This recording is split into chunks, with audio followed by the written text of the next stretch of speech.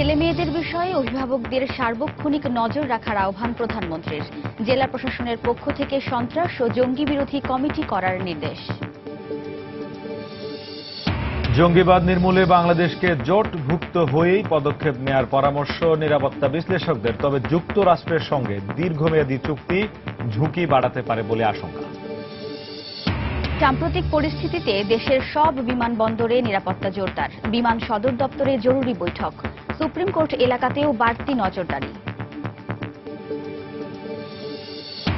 বাংলাদেশে বিভিন্ন ইংরেজি মাধ্যম স্কুলে পড়ানো হচ্ছে পিস টিভির বক্তা বিলাল ফিলিপের বই। দ্রুত ব্যবস্থা নেয়ার তাগিদ শিক্ষাবিদ ও ইসলামী চিন্তাবিদ। এবং ঈদের ছুটিতে 4 দিনে কক্সবাজারে 300 কোটি টাকার ব্যবসা। দারুণ খুশি ব্যবসায়ীরা। পর্যটকের ঢল অব্যাহত থাকলে 500 কোটি টাকা ছাড়িয়ে যাওয়ার আশাবাদ।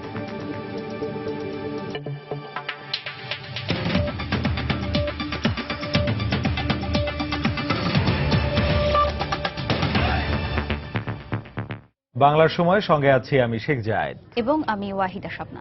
প্রধানমন্ত্রী শেখ হাসিনা দেশের সব অভিভাবকদের প্রতি আহ্বান জানিয়ে বলেছেন, ছেলেমেয়েরা কোথায় যায়, কার সাথে মিশে, সেই ব্যাপারে অভিভাবকদের সার্বক্ষণিক নজর রাখতে হবে। পাশাপাশি সন্তানরা যাতে বিপথে যেতে না পারে সেদিকে লক্ষ্য রাখতেও আহ্বান জানান প্রধানমন্ত্রী।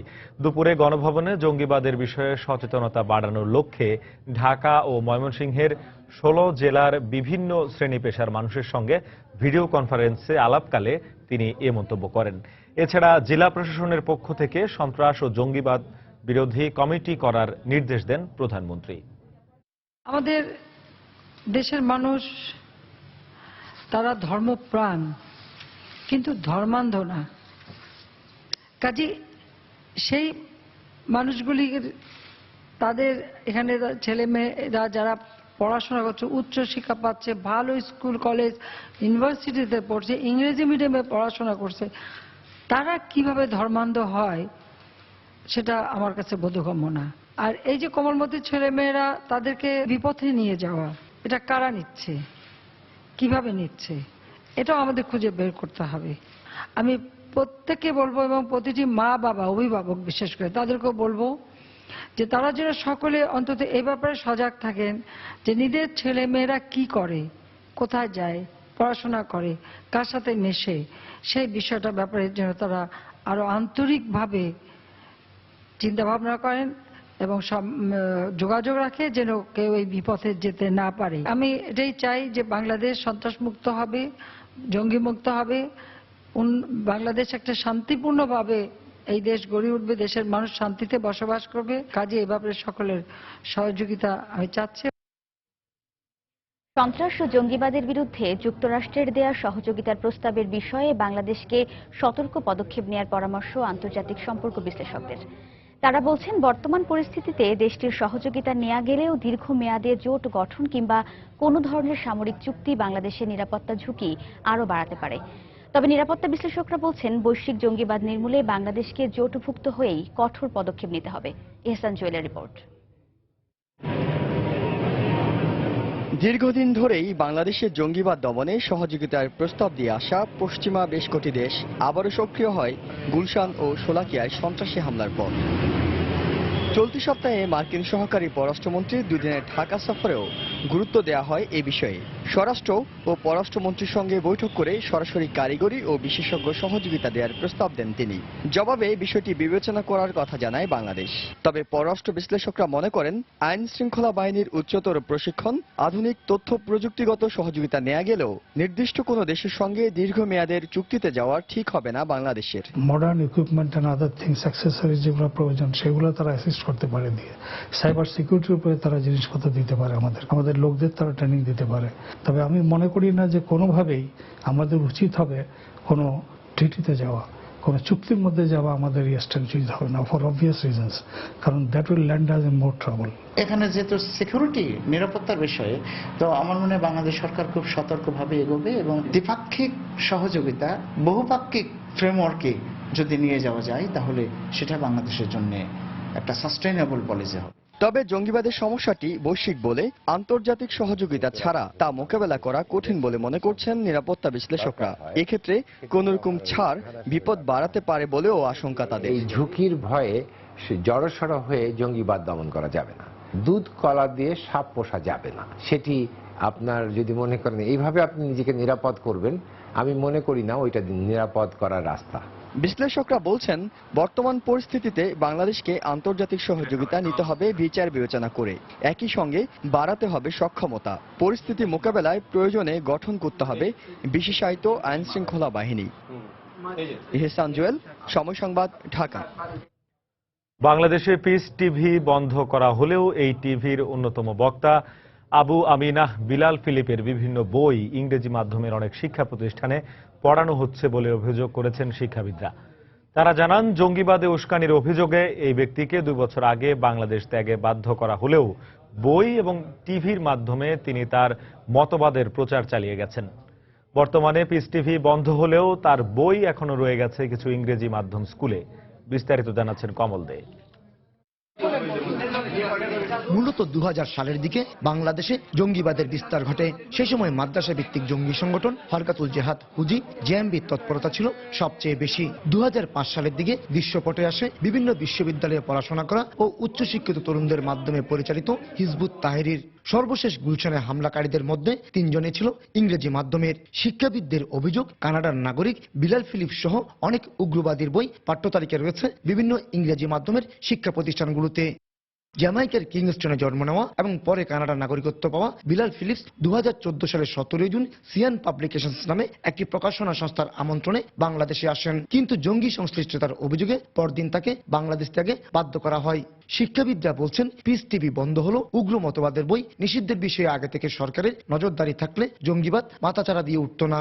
মরাল সায়েন্সে যে পাঠ্য বইগুলো তারা দিচ্ছে, এগুলো হচ্ছে আমার জন্য অত্যন্ত ক্ষতিকারক কতগুলো পাঠ্য বই, যেগুলো আমাদের দেশীয় নয়, আন্তর্জাতিক পরিমণ্ডলে যারা সত্যিকার অর্থে সন্ত্রাস এবং জঙ্গিবাদকে মদত দিচ্ছে, এই মদতের মানে এই যে পাঠশালা যেটা বলবো, সেই হচ্ছে যেমন বিলাল কথা বলা হচ্ছে, তাই না, বিলাল ফিলিপ। শুধু টেলিভিশন বন্ধ করে দিলে পিস টিভি থেকে আমরা মুক্ত থাকতে পারবো এটা আমি মনে করি না। ঢাকা এবং বাংলাদেশের বিভিন্ন স্থানে পিস স্কুল প্রতিষ্ঠিত হয়েছে, জাকির নায়েকের আদর্শ অনুসরণ করে। সেই স্কুলগুলো বন্ধ করতে হবে, বাজার থেকে বইগুলো তুলে নিতে হবে, নিষিদ্ধ করতে হবে। ইসলামী চিন্তাবিদদের মতে উগ্র মতবাদের বইগুলো নিষিদ্ধের ব্যাপারে সরকারের দ্রুত ব্যবস্থা নেওয়া উচিত। যারা অভিভাবক আছেন তারা যদি নিজের ছেলে মেয়েদের প্রতি যদি নজর দেন, কড়া তদারক রাখেন, তাহলে আমার মনে হয় ছেলেরা বিপদগামী হওয়ার থেকে বাঁচতে পারবে। এক্ষেত্রে ইংলিশ মাধ্যমের শিক্ষা প্রতিষ্ঠানগুলোর সিলেবাস দেশের বাইরে প্রণয়ন হওয়ার পাশাপাশি সরকারের নজরদারি না থাকায় এ ধরনের সমস্যা সৃষ্টি হচ্ছে বলে জানালেন এই শিক্ষাবিদ। বেশিরভাগ সিলেবাসগুলো বাইরের থেকে আসছে, হ্যাঁ, তো সুতরাং তারা ওগুলো ফলো করছে। এই জিনিসগুলো আমাদের জন্য উপযোগী না, বা এই জিনিসগুলো আমাদের ছেলেমেয়েদেরকে বিপথে নিয়ে যাবে। হ্যাঁ, সংগ্রামার্থ সবকিছু নেতিবাচক তা না, ভালো সংগ্রামও হতে পারে। সরকারিভাবে খুব একটা যে মনিটরিং আছে তা তো নাই। তা যদি হতো তাহলে তারা এইভাবে সেই বইগুলো দিতে পারতো না। ইসলামী সংগঠনগুলোর পক্ষ থেকে জঙ্গিবাদী উস্কানি দিচ্ছে এমন লেখক এবং তাদের প্রকাশিত বইয়ের তালিকা তৈরির কাজ শুরু হয়েছে। তালিকার কাজ শেষ হলে তা সরকারের কাছে হস্তান্তর করা হবে নিষিদ্ধ করার জন্য। কমল দে, সময় সংবাদ, চট্টগ্রাম। সাম্প্রতিক পরিস্থিতি বিবেচনায় দেশের সব বিমানবন্দরে সর্বোচ্চ নিরাপত্তা ব্যবস্থা নেওয়া হয়েছে। সিভিল এভিয়েশন সদর দপ্তরে সংস্থাটির শীর্ষ কর্মকর্তাদের সাথে জরুরি বৈঠক শেষে একথা জানান বেসামরিক বিমান পরিবহন ও পর্যটন মন্ত্রী রাশেদ খান মেনন। এছাড়া বাংলাদেশ থেকে আকাশপথে পণ্য পরিবহনে যুক্তরাজ্য ও জার্মানির নিষেধাজ্ঞা প্রত্যাহারে কূটনৈতিক তৎপরতা চালানোর কথা জানান তিনি। হাজরা শিউলির রিপোর্ট। গুলশান ও কিশোরগঞ্জের শোলাকিয়ায় সন্ত্রাসী হামলার ঘটনার প্রেক্ষাপটে দেশের সব বিমানবন্দরের নিশ্ছিদ্র নিরাপত্তা নিশ্চিত করতে সিভিল এভিয়েশনের কর্মকর্তাদের সঙ্গে জরুরি বৈঠক করেছেন বেসামরিক বিমান পরিবহন মন্ত্রী। এ সময় তিনি জানান, বাংলাদেশকে একটি জঙ্গি রাষ্ট্র হিসাবে প্রতিষ্ঠিত করতে আন্তর্জাতিক ষড়যন্ত্র চলছে। জঙ্গিবাদী যে আক্রমণটা ঘটে গেল গুলশানে এবং শোলাকিয়া, এটা আমাদের জাতীয় জীবনের ক্ষেত্রে একটা বড় ধরনের দুর্যোগ নিয়ে এসছে। এই বাংলাদেশকে পৃথিবীর কাছে একটি জঙ্গি দেশ হিসেবে প্রতিষ্ঠিত করার যে লক্ষ্য কারো ছিল, সেই লক্ষ্যটা তারা হয়তো পূরণ করতে পারবে। সে কারণে আমাদের এভিয়েশন সিকিউরিটির ক্ষেত্রে আমরা এখানেও যেমন সরকার বলছে জিরো টলারেন্স, আমরা এভিয়েশন সিকিউরিটির ক্ষেত্রে আমরা জিরো টলারেন্স আমরা নীতি অনুসরণ করব। যুক্তরাজ্য ও জার্মানির নিষেধাজ্ঞাকে রাজনৈতিক সিদ্ধান্ত উল্লেখ করে তা প্রত্যাহারে কূটনৈতিক উদ্যোগ নেওয়ার কথা জানান বিমান পরিবহন মন্ত্রী। বোথ ইংল্যান্ডের ক্ষেত্রে এটা রাজনৈতিক সিদ্ধান্ত এবং জার্মানির ক্ষেত্রে রাজনৈতিক সিদ্ধান্ত। আমরা ডিপ্লোম্যাটিক লেভেলে আমরা চেষ্টা চালাচ্ছি। আজকেও আমাদের এই 7টি দেশের অ্যাম্বাসাডারদের সাথে আমাদের এখানকার আমাদের সচিব মহোদয়দের যে কমিটি রয়েছে তারা আজকে এখানে বসবেন। আমরা তাদেরকে জানাবো যে তোমরা আমাদেরকে RA3 দিয়েছো, তোমরা আমাদের SAC3 দেখে সন্তোষ প্রকাশ করেছো, তারপরে তোমরা কেন এটা বন্ধ করে রেখেছো। তবে সাম্প্রতিক সন্ত্রাসী হামলার কারণে সার্বিক পরিস্থিতি নাজুক অবস্থায় রয়েছে জানিয়ে নিরাপত্তার কড়াকড়ি মেনে নিতে সবার প্রতি আহ্বান জানান বিমান পরিবহন মন্ত্রী। হাজিরা শিউলি, সময় সংবাদ, ঢাকা। বাংলার সময় আরো থাকছে। চট্টগ্রামে আনসারুল্লাহ বাংলা টিমের 4 সদস্য 5 দিন করে রিমান্ডে। ধর্মান্তরিত হয়ে জঙ্গি সংগঠনে যোগ দেয় গ্রেফতারকৃত উমায়ের, জানালো পুলিশ। ঈদের দীর্ঘ ছুটি শেষে আজও ঢাকায় কর্মস্থলে যোগ দিতে আসা মানুষের ভিড় দেখা গেছে বিভিন্ন নৌঘাটে। উপচে পড়া ভিড় রয়েছে বরিশাল নদীবন্দরেও। এই মুহূর্তে সেখানে আছেন সহকর্মী ফিরদাউস সোহাগ। সরাসরি চলে যাচ্ছি তার কাছে। সোহাগ, ধন্যবাদ। ঈদের পরে আজকে কিন্তু পঞ্চম দিন। এই পঞ্চম দিনেও কিন্তু আমরা দেখেছি যে বরিশাল নদীবন্দরে প্রচুর রাজধানীমুখী মানুষের উপচে পড়া ভিড়। নদীপথে আমরা জানি যে বরিশাল অঞ্চলটি হচ্ছে নদ নদী বেষ্টিত। এই কারণেই মূলত কিন্তু বরিশাল থেকে বেশিরভাগ মানুষ, সিংহভাগ মানুষ কিন্তু যাতায়াত করে থাকে নৌপথে। আর এই কারণে নদীপথের চাপটাও কিন্তু বেশি। আমরা একটু দেখাবার চেষ্টা করব, সেটা হচ্ছে যে আজকে বরিশাল থেকে কিন্তু 11টি সরাসরি রুটের লঞ্চ বরিশাল থেকে ঢাকার উদ্দেশ্যে যাত্রা করবে বলে আমরা জানতে পেরেছি কর্তৃপক্ষের মাধ্যমে। এর মধ্যে দ্বীপরাজ লঞ্চ রয়েছে, কীর্তনখোলা 2, টিপু 7, সুন্দরবন 8, সুরভি 7, পারাবাত 2, পারাবাত 10, সুন্দরবন 7, পারাবাত 11, কালাম খান 1, পারাবাত 9, রেড সান। এছাড়া গ্রিন লাইন পরিবহনের 2টি লঞ্চ ছিল, যেটি দিনের বেলায় ঢাকার উদ্দেশ্যে ছেড়ে গেছে। একটি স্টিমার আছে MV বাঙালি। একটা জিনিস জানিয়ে রাখি যে দ্বীপরাজ লঞ্চের ধারণ ক্ষমতা 1141 জন, কিন্তু আমরা যেটা দেখেছি যে কীর্তনখোলা 2, টিপু 7, সুন্দরবন 8, এই সব যে লঞ্চগুলো আছে বড় বড় বিলাসবহুল লঞ্চ, প্রত্যেকটিতে কিন্তু আজকে যেটা আমরা দেখেছি যে দ্বিগুণ থেকে প্রায় 3 গুণ লোক যাতায়াত করবে, এরকমেরই তাদের একেবারে কানায় কানায় পূর্ণ হয়ে আছে এখনই। লঞ্চগুলো গত কয়েকদিন যাবত আমরা দেখেছি যে নির্ধারিত সময়ের 1 থেকে 1.5 ঘন্টা আগে বরিশাল নদীবন্দর ত্যাগে বাধ্য করা হয়েছিল। এই কারণেই যে কোনো ধরনের, যেহেতু ওভারলোডেড লঞ্চগুলো নৌপথে প্রচুর পানি রয়েছে, এছাড়া ডুবোচর রয়েছে, এছাড়া বিভিন্ন ধরনের সমস্যা হতে পারে, দুর্ঘটনা এড়াবার কারণে কিন্তু নৌবন্দর কর্তৃপক্ষ নদীবন্দর ত্যাগ করতে বাধ্য করেছিল লঞ্চগুলোকে। নির্ধারিত সময়ের 1 থেকে 1.5 ঘন্টা আগে সবগুলো লঞ্চকে গতকালকে, গত পরশু সব দিনই নৌবন্দর ত্যাগ করতে বাধ্য করা হয়েছিল। এছাড়া আমরা একটু ইনফরমেশন দিয়ে রাখি যে 12ই জুলাই কিন্তু সরাসরি 13টি লঞ্চ গেছে ঢাকার উদ্দেশ্যে। 11ই জুলাই ছিল 14টি লঞ্চ, 10ই জুলাই ছিল 13টি লঞ্চ, 9ই জুলাই ছিল 14টি লঞ্চ এবং 8ই জুলাই ছিল 12টি লঞ্চ। কথাগুলো এই কারণে বলছি যে সাধারণত বরিশাল নদীবন্দর থেকে 4 থেকে 5টি লঞ্চ ঢাকার উদ্দেশ্যে যাত্রা করে, কিন্তু এই সময় লঞ্চের যেহেতু প্রচুর ভিড়, এই কারণে কিন্তু লঞ্চগুলোকে ঢাকার উদ্দেশ্যে যাত্রা করাবার জন্য মানে প্রচুর মানুষ যাতে যেতে পারে সেজন্য এই ব্যবস্থা নেওয়া হয়েছে। আরেকটা জিনিস জানিয়ে রাখি যে এই অবস্থা কিন্তু কন্টিনিউ করবে, মানে স্পেশাল ট্রিপগুলো চলবে এই মাসের 15 তারিখ পর্যন্ত। এছাড়া BIWT এর যে জাহাজগুলি আছে সেগুলো কিন্তু স্পেশাল সার্ভিস বন্ধ হয়ে গেছে 10 তারিখেই। এই ছিল মোটামুটি বরিশাল থেকে রাজধানীমুখী যেসব জনসাধারণ রয়েছেন, যে যাত্রী রয়েছেন, তাদের বরিশাল থেকে রাজধানীমুখী নৌপথে যাত্রীদের রাজধানীমুখী হবার সর্বশেষ। জায়েদ, বরিশাল নদীবন্দর থেকে রাজধানীমুখী মানুষের যে উপচে পড়া ভিড়, সেখানে সেই খবর জানাচ্ছিলেন সহকর্মী ফিরদাউস সোহাগ। চট্টগ্রামের সীতাকুণ্ড থেকে গ্রেফতার হওয়া আনসারুল্লাহ বাংলা টিমের 4 সদস্যের 5 দিন করে রিমান্ড মঞ্জুর করেছেন আদালত। দুপুরে জেলার অতিরিক্ত চিফ জুডিশিয়াল ম্যাজিস্ট্রেট আদালতের বিচারক আসম শহীদুল্লাহ কায়সার এ আবেদন মঞ্জুর করেন। গ্রেফতারকৃতরা চট্টগ্রামে বড় ধরনের নাশকতার পরিকল্পনা নিয়েছিল বলে জানিয়েছে পুলিশ। এর আগে আসামিদের কঠোর নিরাপত্তার মধ্য দিয়ে আদালতে হাজির করা হয়। এ সময় তাদের 10 দিন করে রিমান্ডের আবেদন করে পুলিশ। শুনানি শেষে তাদের 5 দিন করে রিমান্ড মঞ্জুর করেন বিচারক। গ্রেফতারকৃতদের মধ্যে মুসাইব ইবনে উমায়ের 2013 সালে হিন্দু ধর্ম থেকে ধর্মান্তরিত হয়ে ইসলাম ধর্ম গ্রহণ করেন। পরে সে নিষিদ্ধ জঙ্গি সংগঠনে যোগদান করে বলে জানিয়েছে পুলিশ। গতকাল সীতাকুণ্ডের বিভিন্ন স্থানে অভিযান চালিয়ে আনসারুল্লাহ বাংলা টিমের 4 সদস্যকে আটক করা হয়। এ সময় বেশ কিছু দেশীয় অস্ত্র, একটি ল্যাপটপ, 5টি মোবাইল এবং বিভিন্ন কাগজপত্র উদ্ধার করা হয়। তাদের বিরুদ্ধে অস্ত্র ও সন্ত্রাস দমন আইনে 2টি মামলা করেছে পুলিশ।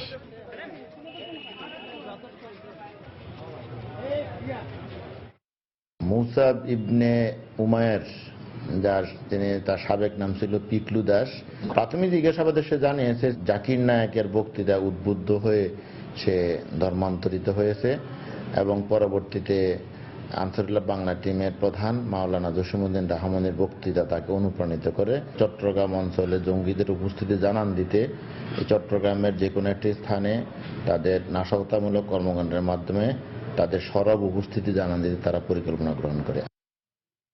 মাগুরার কালী মন্দিরে সন্দেহভাজন অনুপ্রবেশকারীদের গ্রেপ্তারে অভিযান শুরু করেছে আইনশৃঙ্খলা রক্ষা বাহিনী। গত রাত থেকে জেলার বিভিন্ন স্থানে অভিযান চালানো হয়। পুলিশ জানায় গত রাতে রিকশায় করে শহরের প্রধান কালী মন্দিরে আসে 4 যুবক। তাদের মধ্যে 3 জন বাইরে অবস্থান করলেও একজন মন্দিরের ভেতরে প্রবেশ করে। পরে মন্দিরের পুরোহিতের ব্যাপারে জানতে চাইলে সন্দেহ হয় পূজারীদের। জিজ্ঞাসাবাদের এক পর্যায়ে কৌশলে পালিয়ে যায় পাঞ্জাবি পরা ওই যুবক। খবর পেয়ে ঘটনাস্থলে গিয়ে মন্দিরের সিসিটিভি ক্যামেরার ফুটেজ দেখে সন্দেহভাজন সেই যুবককে গ্রেপ্তারে অভিযানে নামে পুলিশ। এদিকে সন্ত্রাসী হামলার আশঙ্কায় মন্দির এলাকায় নিরাপত্তা জোরদার করা হয়েছে।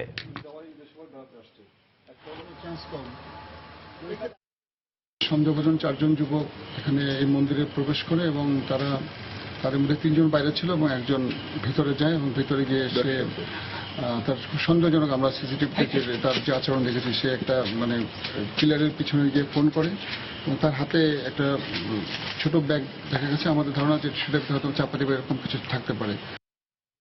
খাগড়াছড়িতে প্রধানমন্ত্রী শেখ হাসিনার সমাবেশে বাধা, গাড়িতে আগুন ও সরকারি কাজে বাধা দেয়া সহ 10 মামলার আসামি মিঠুন চাকমাকে গ্রেপ্তার করা হয়েছে। পুলিশ জানায় গতকাল রাতে শহরের চৌধুরীপাড়া এলাকায় অভিযান চালানো হয়। এ সময় নিজ বাসা থেকে মিঠুন চাকমাকে গ্রেপ্তার করে পুলিশ। গ্রেপ্তারকৃত মিঠুন আঞ্চলিক রাজনৈতিক দল ইউপিডিএফ এর সংগঠক। 2013 সালের নভেম্বরে খাগড়াছড়িতে প্রধানমন্ত্রী শেখ হাসিনার সমাবেশে লোকজনকে আসতে বাধা দেন, গাড়িতে আগুন ও বিস্ফোরণের ঘটনায় সে জড়িত ছিল বলে জানিয়েছে পুলিশ। দিনাজপুরে শিবিরের জেলা সভাপতি সহ 6 জনকে আটক করেছে পুলিশ। এ সময় তাদের কাছ থেকে ককটেল সহ জঙ্গিবাদে উস্কানিমূলক বই জব্দ করা হয়। সকালে জেলা শহরের গোলাপবাগ এলাকা থেকে তাদের আটক করা হয়। পুলিশ জানায় নাশকতা সৃষ্টিতে শিবিরের নেতাকর্মীরা গোপন বৈঠক করছে এমন খবরের ভিত্তিতে গোলাপবাগের একটি মেসে অভিযান চালানো হয়। এ সময় শিবিরের জেলা সভাপতি আব্দুল্লাহ সরকার সহ 6 জনকে আটক করে পুলিশ। পরে তল্লাশি চালিয়ে 21টি ককটেল ও জঙ্গিবাদে উস্কানিমূলক বেশ কিছু বই জব্দ করা হয়।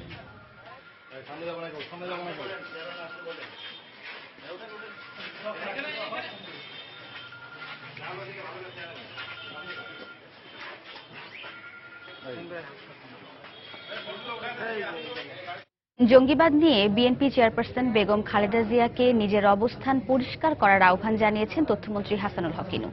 এ সময় জঙ্গিবাদ উৎখাতে সবাইকে ঐক্যবদ্ধ হওয়ারও আহ্বান জানান তিনি। বিকেলে গাইবান্ধার শিল্পকলা একাডেমিতে স্থানীয় সরকার নির্বাচনে জাসদের নির্বাচিত জনপ্রতিনিধিদের সংবর্ধনা অনুষ্ঠানে তিনি এসব কথা বলেন। সমগ্র জাতি এবং তাবৎ রাজনৈতিক কর্মীরা একটা অগ্নি পরীক্ষার সামনে। সে অগ্নি পরীক্ষা হচ্ছে জঙ্গি দমনের প্রশ্নে, জঙ্গি উৎখাতের প্রশ্নে আপনি কোন পক্ষে। এই অগ্নি পরীক্ষায় আপনাকে পাশ করতে হবে। জঙ্গি দমনের যুদ্ধে পরীক্ষায় খালেদা জিয়া জঙ্গি দমনের পক্ষ না নিয়ে আরেকবার পরীক্ষায় ফেল করলেন। বাংলার সময় আরো থাকছে। প্রাকৃতিকভাবে ঘরকে ঠান্ডা রাখতে ইকো কুলার উদ্ভাবন করেছেন নীলফামারীর এক কৃষিবিদ। ব্যবহারের সুফল পাওয়ায় এলাকায় ব্যাপক সাড়া। জামালপুরে রেলওয়ে পুলিশের নির্যাতনে নিহত মুক্তিযোদ্ধা আব্দুল বারিকের দাফন সম্পন্ন হয়েছে।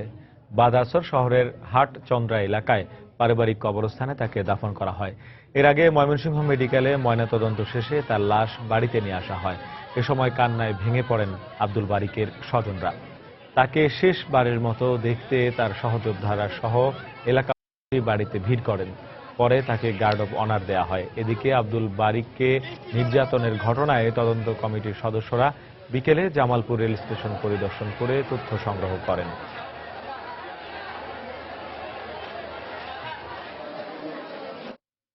ঘরে বসেই এখন যে কেউ সরাসরি নিজের অভিযোগ তুলে ধরতে পারবেন জেলার শীর্ষ কর্মকর্তার কাছে। ফেসবুকের মাধ্যমে মানুষের নাগরিক সেবা নিশ্চিত করতে ব্যতিক্রমী এমন উদ্যোগ গ্রহণ করেছে গাইবান্ধা জেলা প্রশাসন। সাধারণ মানুষের সঙ্গে সরকারি কর্মকর্তাদের দূরত্ব কমানোর পাশাপাশি সব সেবা সম্পর্কে মানুষের মধ্যে সচেতনতা সৃষ্টির জন্যই এমন উদ্যোগ বলে জানান জেলার প্রশাসনের শীর্ষ কর্মকর্তারা। এই উদ্যোগকে ইতিবাচক হিসেবে দেখছেন ফেসবুক ব্যবহারকারী ও আইটি বিশেষজ্ঞরা। বিস্তারিত জানাচ্ছেন হেদায়েতুল ইসলাম বাবু, ক্যামেরায় ছিলেন ওবায়দুল ইসলাম। তথ্য আদান প্রদান থেকে শুরু করে বিনোদন, এমনকি সময় কাটানোর জন্য অনেকেরই নিত্যসঙ্গী প্রযুক্তি নির্ভর সবচেয়ে জনপ্রিয় এই সামাজিক যোগাযোগ মাধ্যম ফেসবুক। বিভিন্ন শ্রেণী পেশার মানুষের বিশ্বস্ত এই মাধ্যমটি শুধুমাত্র আনন্দ বিনোদনের মধ্যেই সীমাবদ্ধ নেই। এই মাধ্যমটিকে নাগরিক সেবা প্রদানের মাধ্যম হিসেবে কাজে লাগানোর সিদ্ধান্ত নিয়েছে গাইবান্ধা জেলা প্রশাসন। খুলেছে নিজস্ব একটি ফেসবুক পেজও। জেলার সাধারণ মানুষ নিজেদের নানা সমস্যার কথা তুলে ধরছেন এই পেজে, আর প্রশাসনের কর্তা ব্যক্তিরা সমস্যা সমাধানে পদক্ষেপ গ্রহণ করছেন। প্রশাসনের এমন উদ্যোগকে ইতিবাচক হিসেবেই দেখছেন ফেসবুক ব্যবহারকারীরা। তথ্য প্রযুক্তির এই দিনে গাইবান্ধা জেলা প্রশাসক যে উদ্যোগ নিয়েছে, এতে সামাজিক তথ্য সবকিছু আমরা এখানে জানতে পারবো। নিজেদের মতামত বা পরামর্শ বা আমাদের অসুবিধা এবং সুবিধা দুটোই জানাইতে পারি। তো সেই হিসেবে বলতে পারি যে উদ্যোগটা খুবই ইতিবাচক হয়েছে। জনসাধারণের সাথে সরকারি কর্মকর্তাদের যোগাযোগ বাড়ানোর জন্য এমন উদ্যোগ বলে জানালেন গাইবান্ধা জেলা প্রশাসনের শীর্ষ কর্মকর্তারা। আমরা চাই এই ফেসবুক পেজ ব্যবহার করে গাইবান্ধা জেলার যে সমস্যা রয়েছে এবং একই সাথে সম্ভাবনা রয়েছে, সেই সমস্যা এবং সম্ভাবনার একটি সমন্বয় ঘটানো। বিভিন্ন নাগরিক সমস্যা ফেসবুক পেজের মাধ্যমে নিয়মিত আমরা পাচ্ছি এবং সেগুলো তাৎক্ষণিক সমাধানযোগ্য যেগুলি তাৎক্ষণিক সমাধান করছি, আর বাকিগুলি তাৎক্ষণিকভাবে আমরা ব্যবস্থা গ্রহণ করছি। আইটি বিশেষজ্ঞরা বলছেন, নানামুখী ব্যবহারের পাশাপাশি ফেসবুকের মাধ্যমে নাগরিক সেবা প্রদানের এমন উদ্যোগ প্রশংসনীয়। এই ধরনের উদ্যোগ মানুষের দোরগোড়ায় নাগরিক সেবা যেমন পৌঁছে দেবে, তেমনি মানুষকে নাগরিক সচেতনতা তৈরিতেও উদ্বুদ্ধ করবে। গত এপ্রিল মাস থেকে জেলা প্রশাসন ফেসবুকের মাধ্যমে নাগরিক সেবা প্রদানের কার্যক্রম শুরু করে। হেদায়েতুল ইসলাম বাবু, সময় সংবাদ, গাইবান্ধা। ছুটি শেষ হলেও এখনো ঈদের আমেজ রয়ে গেছে উৎসবপ্রিয় বাঙালির মাঝে। বিকেল হলেই বিনোদন কেন্দ্রগুলোতে ভিড় করছে মানুষ। এই মুহূর্তে চট্টগ্রামের ফয়েজ লেকে আছেন রিপোর্টার কমল দে এবং রাজশাহীর পদ্মাপাড়ে আছেন রিপোর্টার রাকিবুল হাসান। আমরা প্রথমে যাচ্ছি কমলের কাছে। কমল। ধন্যবাদ স্বপ্না। শেষ হইল না শেষ রয়ে গেল ঈদের আমেজের রেশ, অর্থাৎ ঈদ 4 দিন পেরিয়ে গেলে কিন্তু সে আমেজ কাটছে না। এখন নগরবাসী ভিড় করছেন নগরের বিনোদন কেন্দ্রগুলোতে। চট্টগ্রামে যে হাতে গোনা কয়টি বিনোদন কেন্দ্র রয়েছে তার মধ্যে অন্যতম হলো এই ফয়েজ লেকের চিড়িয়াখানা। 1980 সালের দিকে চিড়িয়াখানাটি গড়ে তোলা হয়েছিল ব্যক্তিগত উদ্যোগে, আর এখন সে চলছে। এখানে 37টি খাঁচার মধ্যে 67টি প্রজাতির 375 রকম প্রাণী রয়েছে। আর এইসব প্রাণী দেখার জন্য কিন্তু আমরা দেখেছি ঈদের দিন থেকে শুরু হয়েছে এই ভিড় এখনো চলছে। আমরা আয়োজক যে ঈদের যে চট্টগ্রাম চিড়িয়াখানার যে কিউরেটর রয়েছে ডাক্তার মঞ্জুর মুর্শেদ, তিনি আমাদেরকে জানিয়েছেন প্রতিদিন অন্তত 17,000 দর্শনার্থী ভিড় করেছিল এই চিড়িয়াখানার প্রাণী দেখার জন্য। বিশেষ করে কিন্তু এটি একটি ব্যক্তিগত উদ্যোগে বা ব্যক্তিগত সহায়তা কিন্তু এই চিড়িয়াখানাটি চলে। এর মাঝে এখানে যেসব প্রাণী রয়েছে প্রায় 67 প্রজাতি 375 প্রাণী রয়েছে। সেই প্রাণীগুলিকে দেখার জন্য কিন্তু প্রতিদিন 17,000 করে দর্শনার্থী ভিড় করেছিল এই মূলত এই চিড়িয়াখানার মধ্যে। আজকে তেমন ভিড় ছিল যেহেতু সকাল থেকে জানেন যে দুপুর পর্যন্ত বৃষ্টি হয়েছে। সেই বৃষ্টি উপেক্ষা করে কিন্তু আমরা দেখেছি দুপুরের পর বৃষ্টি কমে আসার পর কিন্তু আবার দর্শনার্থীর পরিমাণ বাড়তে থাকে। আছে প্রায় 8,000-এর বেশি দর্শনার্থী এই চিড়িয়াখানায় এসেছে বলে আমাদের কিউরেটর ডাক্তার মঞ্জুর মুর্শেদ জানিয়েছেন। বিশেষ করে আমরা দেখেছি বানরের খাঁচা এবং যে সিংহের খাঁচা রয়েছে সেখানে ভিড়টি ছিল বেশি। একই সাথে প্রায় যে পাখি যেগুলি রয়েছে পাখির খাঁচাতে আমরা সমান ভিড় দেখেছি। তবে এখানকে যারা আসেন তারা বলছেন এখানে প্রাণীর সংখ্যা কম হলো, যেহেতু চট্টগ্রামে বিনোদনের তেমন ব্যবস্থা নেই, সে কারণে তাদেরকে যে অল্প কটি প্রাণী রয়েছে সেগুলি তাদেরকে মূলত আকর্ষণ করছে। আপনার চট্টগ্রাম যে ফয়েজ লেক এলাকার পাশে রয়েছে সি ওয়ার্ল্ড বা ফয়েজ লেক অ্যামিউজমেন্ট পার্ক, তার পাশে কিন্তু এই চিড়িয়াখানার অবস্থান।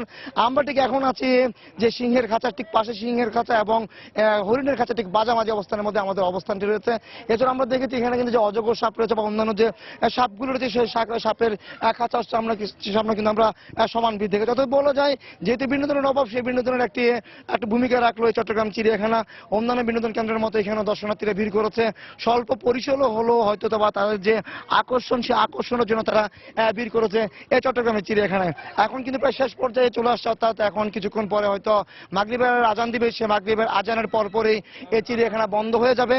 এই চিড়িয়াখানা বন্ধ হয়ে যায়, তারপর দেখেছি আমরা কিন্তু শেষ মুহূর্ত কিন্তু প্রচুর সংখ্যক দর্শনার্থী ভিড় করেছেন এই চিড়িয়াখানা। তো বলা যায় ঈদের চতুর্থ দিন হলো আজকে, কিন্তু প্রথম দিনের মতো যেরকম ছিল 17,000 দর্শনার্থী ভিড় না করলেও 8,000 দর্শনার্থী ভিড় করেছে এই চট্টগ্রাম চিড়িয়াখানার 375 রকম যে প্রাণীর যে সে প্রাণীগুলি দেখার জন্য। তো এখন কিন্তু বলা যায় চতুর্থ দিন উৎসবমুখর পরিবেশ বিরাজ করছে এই বন্দরনগরী চট্টগ্রামে। তো এরা এখন পর্যন্ত আমার কাছে ছিল সর্বশেষ চট্টগ্রাম চিড়িয়াখানা থেকে। এখন আমরা চলে যাবো রাজশাহীর খবর জানার জন্য সহকর্মী রাকিবের কাছে। ধন্যবাদ কমল দে। স্বপ্ন, আপনি জানেন আজকে ঈদের ষষ্ঠ দিন, কিন্তু তারপরও আমরা রাজশাহী শহরের বিনোদন কেন্দ্রগুলো ঘুরে যেটা দেখেছি, কোনোভাবেই আসলে বলা যায় না যে ঈদের আনন্দ ফিকে হয়ে এসেছে। বরং আমরা আজকে এখন পদ্মার পাড়ে এসেছি। এখানে আমরা সেই বেশ ঘণ্টাখানেক আগে থেকে দেখছি যে মানুষজনের উপচে পড়া ভিড় এখানে কিন্তু লক্ষ্য করা যাচ্ছে। এবং আপনাদেরকে আরো একটু জানিয়ে রাখি যে রাজশাহী শহর যেহেতু শিক্ষানগরী এবং এখানে বিশ্ববিদ্যালয় কলেজগুলো ইতিমধ্যে খুলে গেছে, যার কারণে কিন্তু ঈদের আনন্দটা এই ষষ্ঠ দিনে এসে নতুন একটি মাত্রা যোগ হয়েছে এখানে।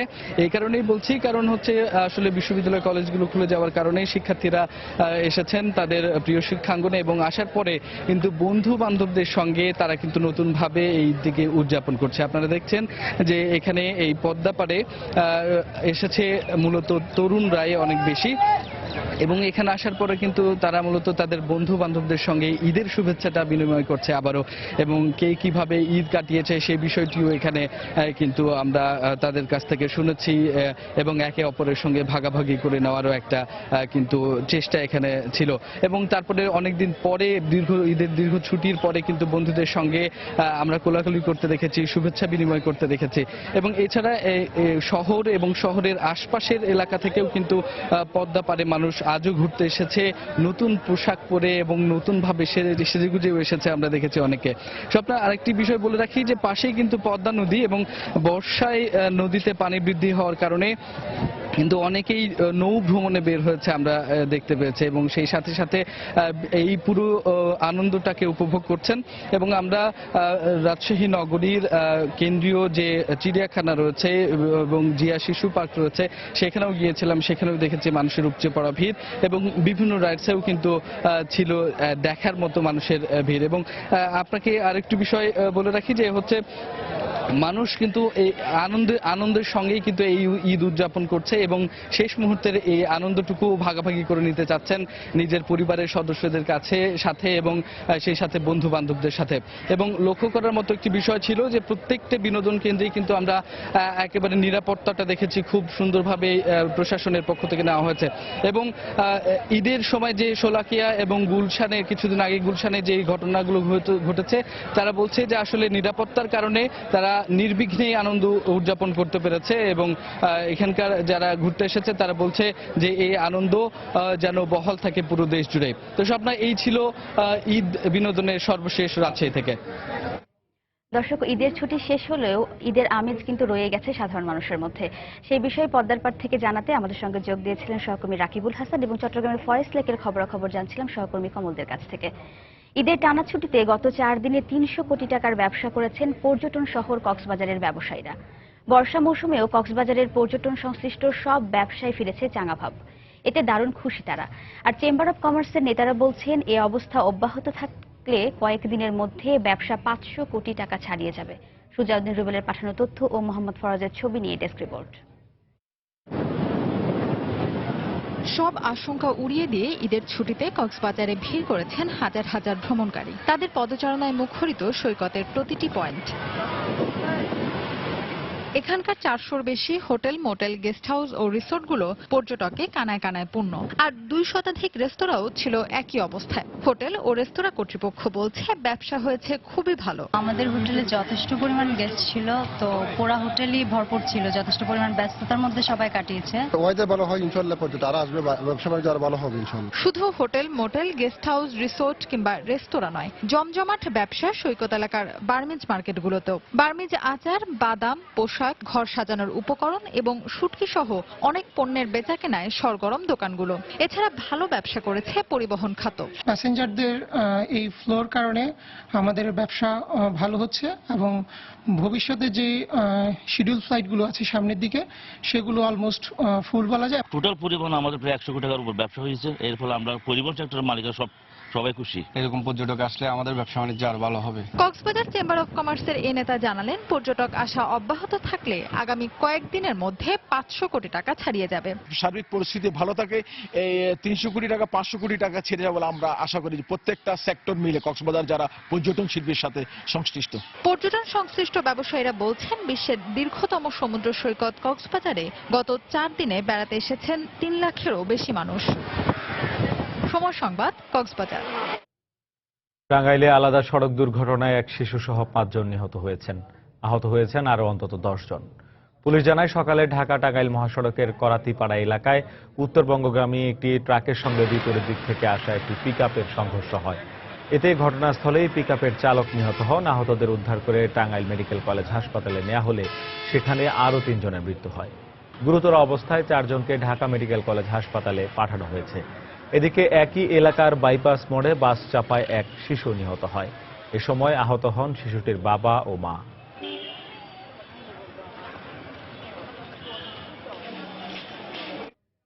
রংপুরে বাহাই সম্প্রদায়ের নেতা রুহুল আমিনকে গুলি করে হত্যা চেষ্টার মামলায় জেএমবির 6 সদস্যের বিরুদ্ধে আদালতে অভিযোগপত্র দাখিল করেছে পুলিশ। এদের মধ্যে 5 জনই জাপানি নাগরিক কোনিও হোশি হত্যা মামলার অভিযুক্ত আসামি।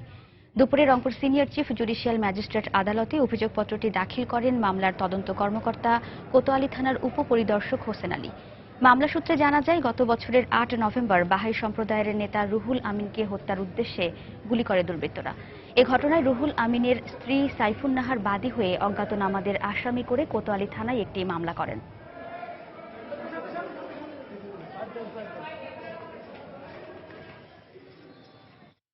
সাতক্ষীরায় আলাদা দুটি ঘটনায় গুলিতে 2 জন আহত হয়েছেন। পুলিশের দাবি, বন্দুকযুদ্ধ। পুলিশ জানায়, মাদক বেচাকেনার খবর পেয়ে গতরাতে পৌর এলাকার ইসলামপুর গ্রামে অভিযান চালায় তারা।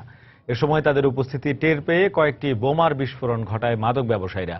আত্মরক্ষার্থে পুলিশ গুলি চালালে বিশ্বজিৎ সরকার নামে একজন গুলিবিদ্ধ হয়। পরে ঘটনাস্থল থেকে বেশ কিছু মাদকদ্রব্য উদ্ধার করা হয়। একই সময় দেবহাটা উপজেলার পুষ্পকাঠি গ্রামেও অভিযান চালায় পুলিশের আরও একটি দল। এ সময় মাদক ব্যবসায়ীরা হামলা করলে আত্মরক্ষার্থে পুলিশও পাল্টা গুলি চালায়। এতে নুরুজ্জামান নামে একজন গুলিবিদ্ধ হন। আহত 2 জনকে সাতক্ষীরা সদর হাসপাতালে ভর্তি করা হয়।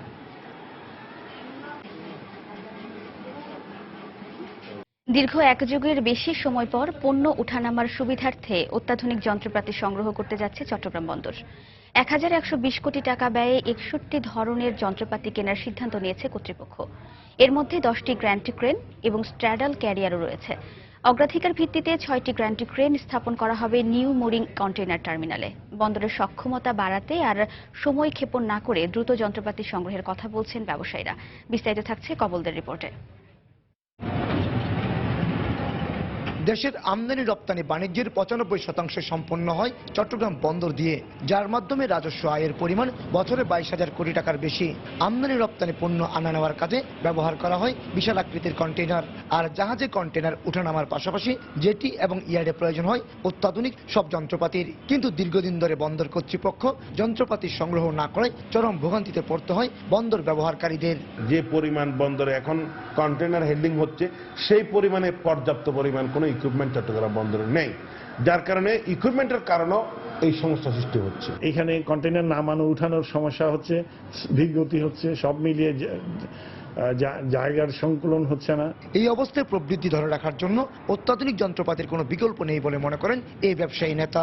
ইকুইপমেন্ট যতই আধুনিক হবে, ইকুইপমেন্ট যত সার্ভিস দিতে পারবে, ততই কিন্তু এক্সপোর্ট বলেন, ইম্পোর্ট বলেন, সব জায়গায় কিন্তু বন্দর সক্ষমতা বাড়বে। সবশেষ 1 যুগ আগে সংগৃহীত 4টি গ্র্যান্টি ক্রেন স্থাপন করা হয়েছিল চিটাগং কন্টেইনার ইয়ার্ডে। তাই জরুরি ভিত্তিতে অত্যাধুনিক যন্ত্রপাতি কেনা হচ্ছে বলে জানিয়েছেন বন্দরের এই কর্মকর্তা। এই প্রকল্পের মাধ্যমে 6টি কি গ্র্যান্টি ক্রেন এবং অন্যান্য ক্রেন আরটিজি এবং এগুলো ক্রয় করা হচ্ছে এবং সামনে 2-1 মাসের মধ্যে এই ক্রয়ের কার্যক্রম শুরু হবে। প্রবৃদ্ধির হাত ধরে রেখে বন্দর কর্তৃপক্ষ আগামী 2020 সালের মধ্যে 29 লাখ কন্টেইনার হ্যান্ডেলিং এর লক্ষ্যমাত্রা নির্ধারণ করেছে। কমল দে, সময় সংবাদ, চট্টগ্রাম। নাশকতার মামলায় সাতক্ষীরা জেলা বিএনপির সাধারণ সম্পাদক আব্দুল আলীমকে গ্রেপ্তার করেছে পুলিশ। দুপুরে সদর উপজেলার মিলবাজার এলাকা থেকে তাকে গ্রেপ্তার করা হয়। পুলিশ জানায়, বিএনপি জামায়াত জোটের হরতাল ও অবরোধে নাশকতায় জড়িত থাকার অভিযোগে আব্দুল আলীমের বিরুদ্ধে 5টি মামলা রয়েছে। তদন্ত শেষে এসব মামলায় আদালতে চার্জশিট দিয়েছে পুলিশ।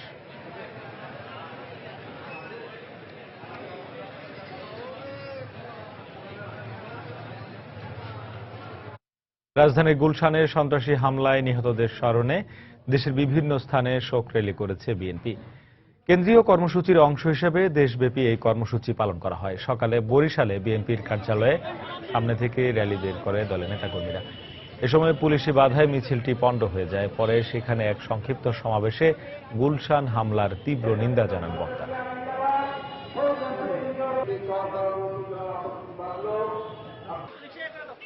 ভোলায় জেলা বিএনপির উদ্যোগে প্রতিবাদ ও শোক র্যালি বের করা হয়। র্যালিটি শহরের গুরুত্বপূর্ণ সড়ক ঘুরে জেলা কার্যালয়ের সামনে গিয়ে শেষ হয়।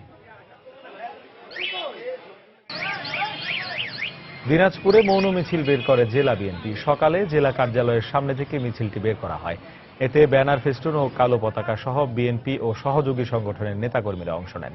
এছাড়া মানিকগঞ্জ ও নাটোর সহ দেশের বিভিন্ন স্থানে গুলশান হামলায় নিহতদের স্মরণে র্যালি করেছে বিএনপি।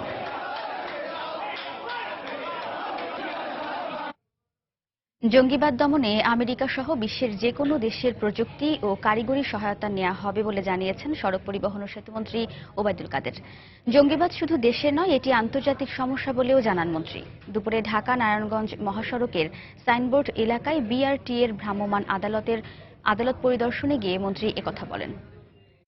গ্লোবাল টেররের বিরুদ্ধে গ্লোবালি পারস্পরিক আমাদের এক্সপার্টিস, তথ্য, টেকনিক্যাল সাপোর্ট,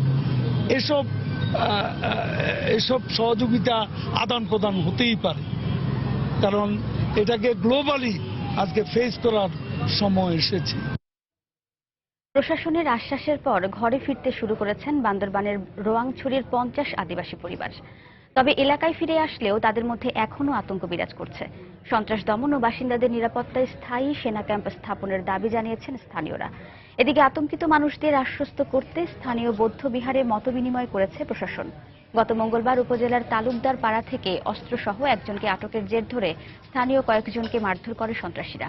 এতে আতঙ্কিত হয়ে এলাকা ছেড়ে বান্দরবান শহরে গিয়ে আশ্রয় নেয় 50টি আদিবাসী পরিবার। পরে গতকাল ঘটনাস্থল পরিদর্শন করে সন্ত্রাস দমন ও মানুষের নিরাপত্তায় সব ধরনের ব্যবস্থা নেওয়ার আশ্বাস দেন জেলা প্রশাসক।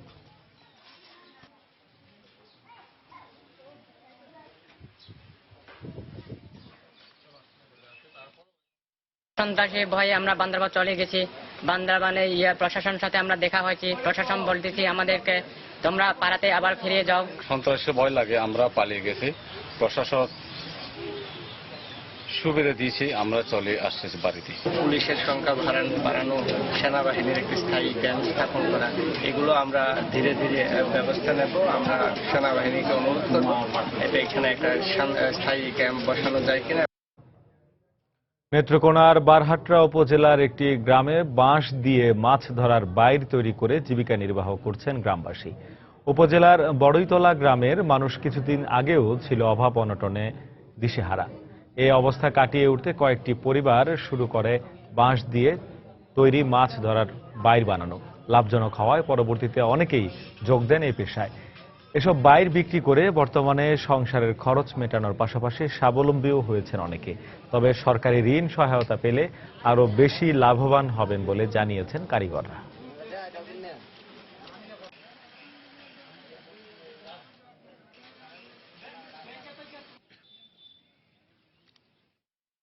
পোলাপানের লেখাপড়ার খরচ চলে, সংসারের খরচ চলে। বড় ব্যবসা হিসেবে এটা এই মনোহারি দোকান থেকে অনেক সব বাইরে সব বাইরে করতেছে সবাই। পড়ালেখার ফাঁকে ফাঁকে এই কাজগুলো করে, এই কাজগুলো করে আমরা সংসার চলে। আমরা কোনো ঋণ চিনি পর্যন্ত পাইছি না সরকারের কাছ থেকে।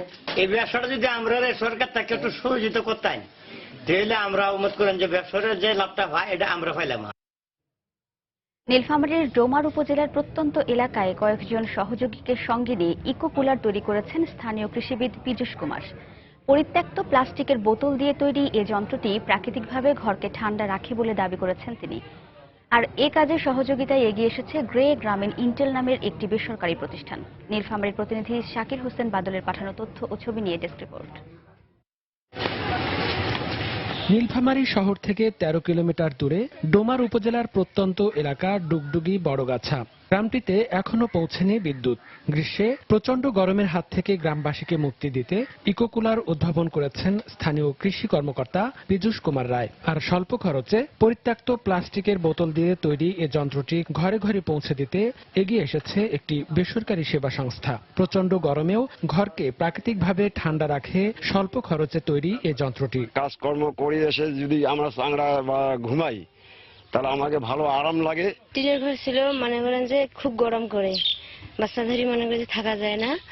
তারপরে এখন এই জানলাটা দিয়ে আমাদের খুব সুযোগ সুবিধা হয়েছে। বোতল দিয়া হাওয়া বাতাস ঢুকে তো কোনো ঠান্ডা না দিই।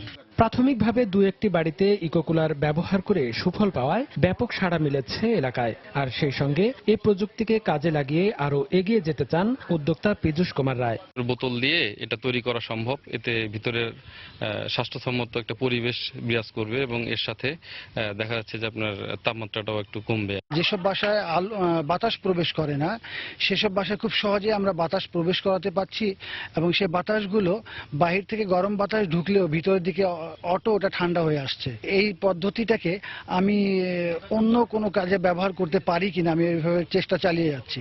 2015 সালের মার্চে বেসরকারি সেবা সংস্থা গ্রে গ্রামীণ ইন্টেলের সহযোগিতায় ইকোকুলার তৈরিতে কাজ শুরু করেন পীযূষ কুমার রায়। সময় সংবাদ, নীলফামারী। বাংলার সময়ের শীর্ষ সংবাদগুলো জানিয়ে দিচ্ছি আরেকবার। ছেলে মেয়েদের বিষয়ে অভিভাবকদের সার্বক্ষণিক নজর রাখার আহ্বান প্রধানমন্ত্রী। জেলা প্রশাসনের পক্ষ থেকে সন্ত্রাস ও জঙ্গি বিরোধী কমিটি করার নির্দেশ। জঙ্গিবাদ নির্মূলে বাংলাদেশকে জোটভুক্ত হয়েই পদক্ষেপ নেওয়ার পরামর্শ নিরাপত্তা বিশ্লেষকদের। তবে যুক্তরাষ্ট্রের সঙ্গে দীর্ঘমেয়াদী চুক্তি ঝুঁকি বাড়াতে পারে বলে আশঙ্কা। সাম্প্রতিক পরিস্থিতিতে দেশের সব বিমানবন্দরে নিরাপত্তা জোরদার। বিমান সদর দপ্তরে জরুরি বৈঠক। সুপ্রিম কোর্ট এলাকাতেও বাড়তি নজরদারি। বাংলাদেশে বিভিন্ন ইংরেজি মাধ্যম স্কুলে পড়ানো হচ্ছে পিস টিভির বক্তা বিলাল ফিলিপের বই। দ্রুত ব্যবস্থা নেয়ার তাগিদ শিক্ষাবিদ ও ইসলামী চিন্তাবিদদের। এবং ঈদের ছুটিতে 4 দিনে কক্সবাজারে 300 কোটি টাকার ব্যবসা। দারুণ খুশি ব্যবসায়ীরা। পর্যটকের ঢল অব্যাহত থাকলে 500 কোটি টাকা ছাড়িয়ে যাওয়ার আশাবাদ। এই ছিল বাংলার সময়। যে কোনো খবর পেতে ভিজিট করুন সময়নিউজ.টিভি। এছাড়া এইমাত্র পাওয়া খবর আপনার মোবাইলে পেতে SMS করুন *SN লিখে পাঠিয়ে দিন 16242 নম্বরে। সঙ্গে থাকুন সময়।